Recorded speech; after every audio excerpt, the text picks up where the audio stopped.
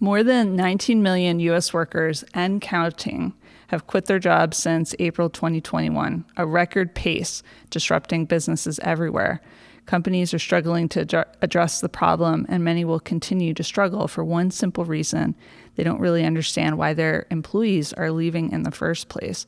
Rather than take the time to investigate the true causes of attrition, many companies are jumping to well-intentioned quick fixes that fall flat. For example, they're bumping up pay or financial perks without making any effort to strengthen the relational ties people have with their colleagues and their employers. The result, rather than sensing appreciation, employees sense a transaction. This transactional relationship reminds them that their real needs aren't being met. Now more than ever, people want authentic connection at work.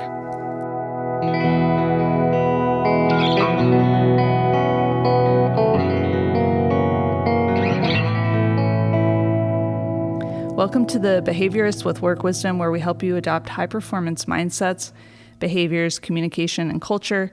I'm your host, Sarah Colantonio. Our intention for the Behaviorist podcast is to share accessible, concrete practices that you can weave into your whole life to begin a shift toward joy and meaningful achievement. And today we're turning our focus to relational cultures in the workplace. I'm grateful to have Kedren Crosby from our Work Wisdom joining us today. Thank you, Sarah. Thank you for coming. Yes. You kind of had to, didn't you? Yeah. So I was quoting from McKinsey Quarterly, and that article goes on to say, if the past 18 months have taught us anything, it's that employees crave investment in the human aspects of work. Employees are tired and many are grieving. They want a renewed and revised sense of purpose in their work. They want social and interpersonal connections with their colleagues and managers. They want to feel a sense of shared identity. Yes, they want pay, benefits, and perks, but more than that, they want to feel valued by their organizations and managers. They want meaningful, and this is the interesting part, though not necessarily in-person interactions, not just transactions.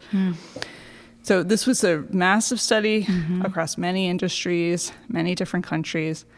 Are you surprised by the results? Not at all. Not at all. And I keep on wondering, did COVID exacerbate this trend?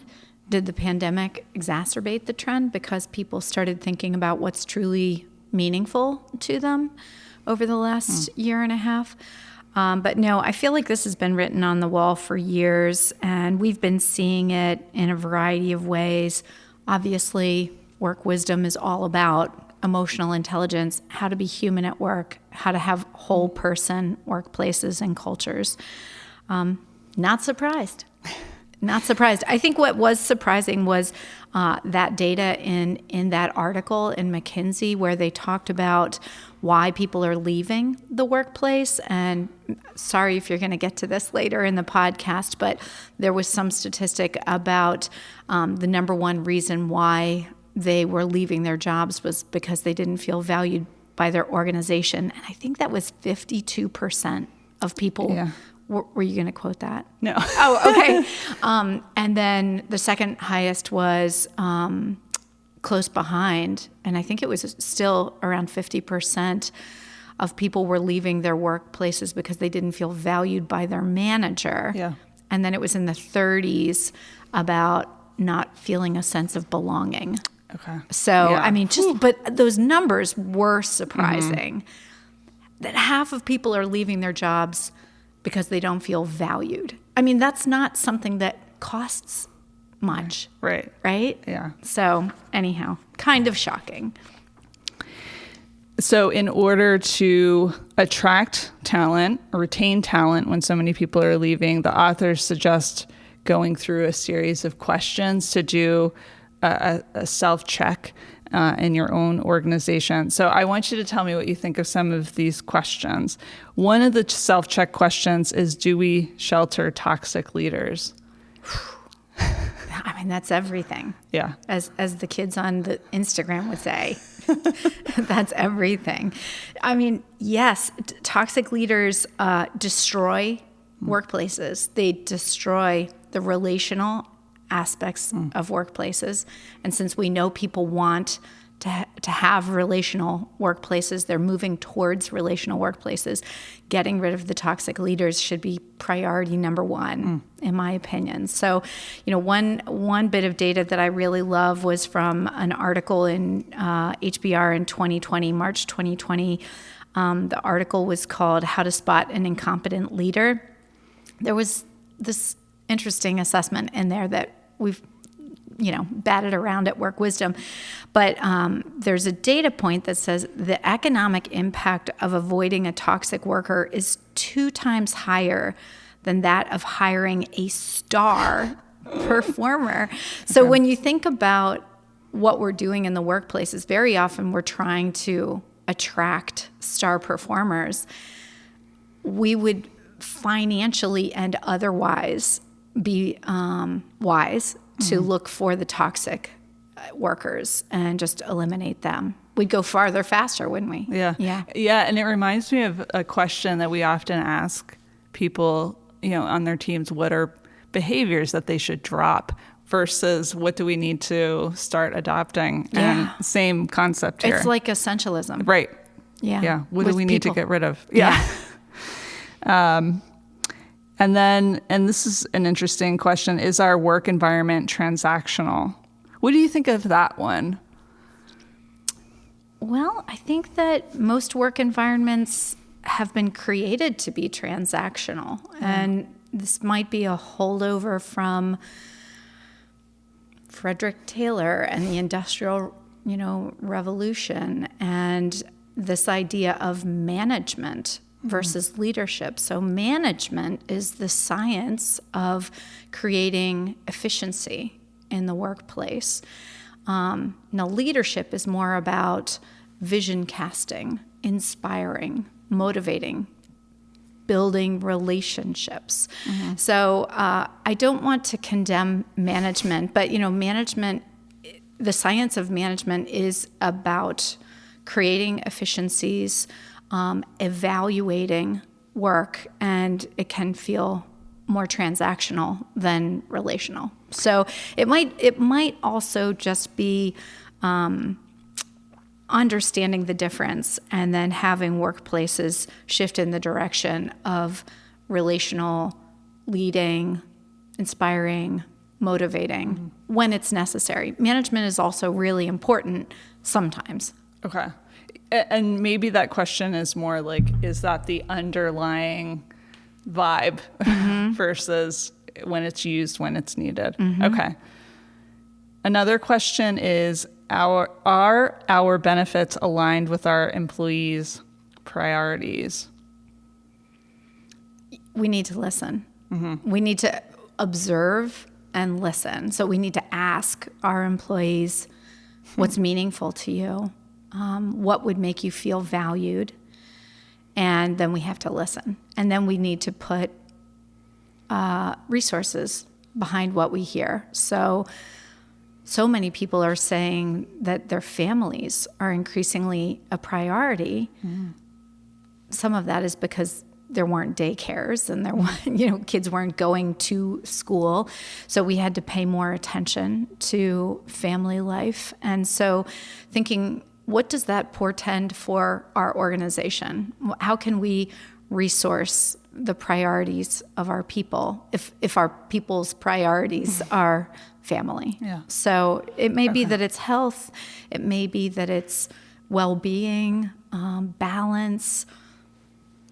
I think it's just a matter of making sure that we are humbly inquiring without assuming that we know the answer to that. Yeah.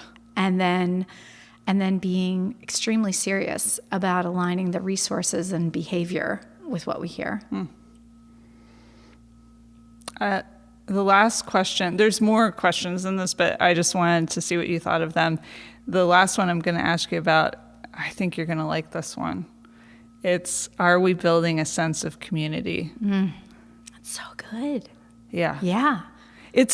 I find it surprising to be in a workplace, like a question about a workplace, but it makes sense if belonging is so important, feeling valued. Yeah. Well, and as you know, because you work at Work Wisdom, you know, we work with so many community type organizations. So we work with so many community foundations, community conservation groups, community health groups. So we think about communitarianism and, you know, Emile Etzioni all the time. But thinking about how do we build a community into our workplaces is really interesting. I think about even Rock Lidditz. That is a community. Now, I think it's maybe 40 companies that are part of that community. There are certain elements of community that we know are key. And so as businesses are thinking more and more of themselves as a community, they might want to think more about relationships, trust, psychological safety, the social contract, the psychological contracts that we have with each other, the glue, warmth. What does forgiveness even look like? How do we build bonds? So it's a different way of seeing work. Yeah, definitely. So what advice do you have for leaders who want to have a more relational organizational culture? I know that's a big question. Yeah. How many minutes do we have, Adam? How many hours do we have for this question? What advice do I have for leaders who want to have a more relational organizational culture? Well, I think it starts with self-awareness. And so it always goes back to that self-knowledge that then trickles into our awareness, that then shifts our behavior. Right. What was unconscious is now conscious, and we can make different choices. So I think that those leaders should spend some time becoming more self-aware around how they resonate and their contagion and their behaviors, their own skillfulness about building and modeling relationships. So I think that's where I would start. Maybe I would then shift to putting my attention on affinity distance rather than physical distance or operational distance, but affinity distance meaning how connected do we feel to each other? Yeah. Do we have a shared identity? You get to minimize affinity distance by thinking about sharing stories, being vulnerable, really actively listening to each other.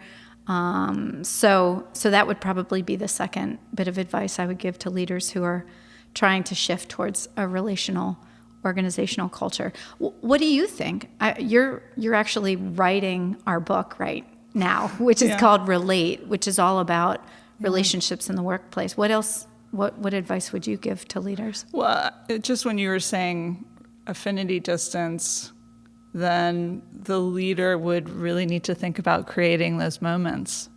Like, can you do it in a check-in before this meeting starts? Or can you create... I mean, I think that's... And I guess it would depend on the organization and the team and what makes sense for them. But it seems to me it requires some creativity. Yeah. And, you know, the other thing is, and this is a big part of Relate, is trust, right? It's probably one of the most, I always think of it as just in terms of relationships anyway, any relationship, that having trust and building that and maintaining that. And repairing it. And repairing it, right, and being willing to. I think that happens on so many levels. Saying you're going to do something and then doing it. What do you think about trust? I think I miss it in the world. Yeah. You know, I think that we want to trust our leaders. You know, just watching what's been happening in Glasgow over the last week, I want to trust that those world leaders are congruent with, you know, okay, we've said the targets we're going to try and hit. Now let's line up that behavior. So I want to trust them. Trust, of course, is it's our relationship with the unknown, and that's what Rachel Botsman, the Trust Fellow at Oxford, calls it. So thinking about how can we embolden our teammates to have this this relationship with what's uncertain, and how can we help them feel comfortable taking a leap and trusting us. So I love the trust triangle. Yeah. Oh my, yeah. You want to So you want expound to on talk that? about? Yeah. So this is from I think the name of the article was "It Begins with Trust," from Harvard Business Review. I forget when it came out, but it was pre-pandemic, I think. But it's this idea. Frances Free and is her name Ann Morris? Yeah. Really studied trust, and they understood that there were these 3 different drivers of trust. So 3 things that really create trust or erode trust. So the one driver of trust is authenticity. Is this person who they say they are? If they're shining it on, we stop trusting them. Secondly, the second driver of trust is judgment or logic. Right. I feel like reliability folds up into that driver. So, does this person have a wobble in their logic? Do they need to tighten up their syllogisms? And then the third driver is empathy. Wow. Yeah. And so actually, we probably should be talking more about empathy, because I think empathy is really important in building community, in building a sense of belonging in the workplace and relationships. And so, those are the 3 drivers of trust. But I think most significantly over the last year and a half, and we did some research last summer actually it was 2 summers ago at the beginning of COVID, asking leaders which of these 3 drivers of trust did they think wobbled during COVID, and most of them said it was empathy, that they had not been sufficiently empathetic when it all fell apart. Yeah. Okay. So I think that that's really where we should be doubling down, whether we're thinking of it more as compassion, compassion for ourselves and for our teams, or actual empathy. They're both really related to relationships. You often help organizations and teams with culture shaping. And I'm wondering if there's an ideal culture for being relational, or is this something all organizations need to be mindful of, or they're going to lose people?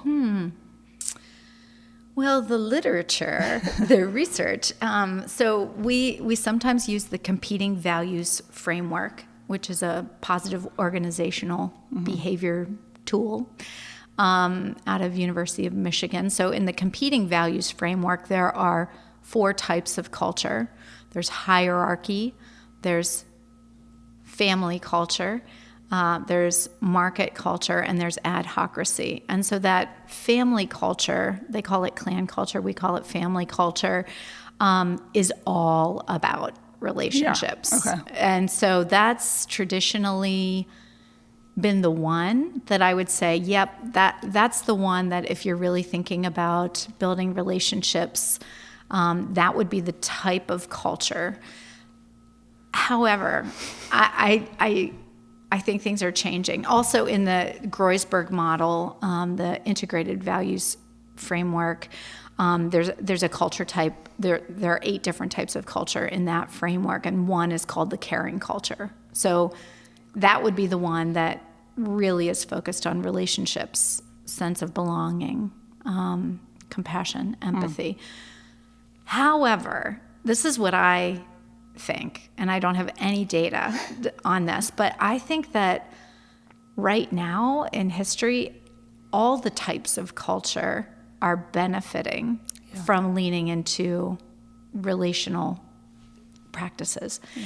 And so whether you're market or results oriented or adhocracy or fun or whatever your type of culture is, I think weaving in some practices to become more relational will be beneficial. Okay. Yeah. Yeah. What do you think of that?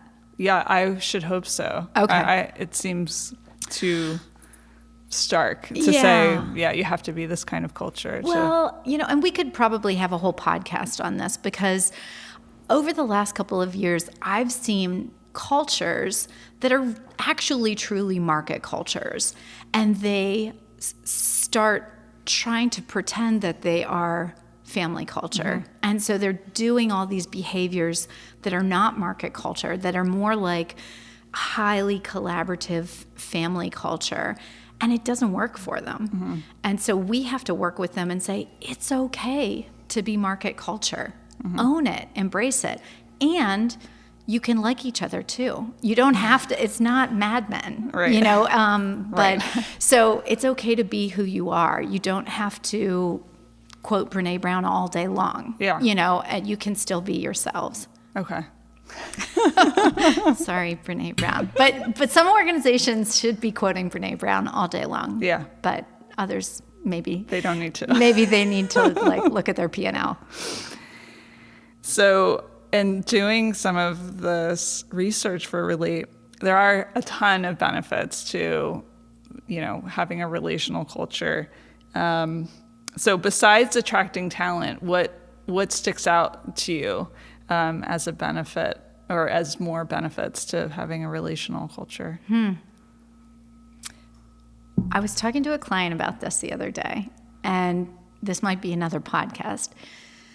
I think workplaces can be petri dishes for having us grow as human beings and having us grow in all the parts of our lives, and that our workplaces can give us the kinds of challenges to make us deeply introspective and experiment with better ways of being. And so I don't think I'm overstating by saying maybe one of the benefits of relational workplaces is that we get to be better people. Yeah.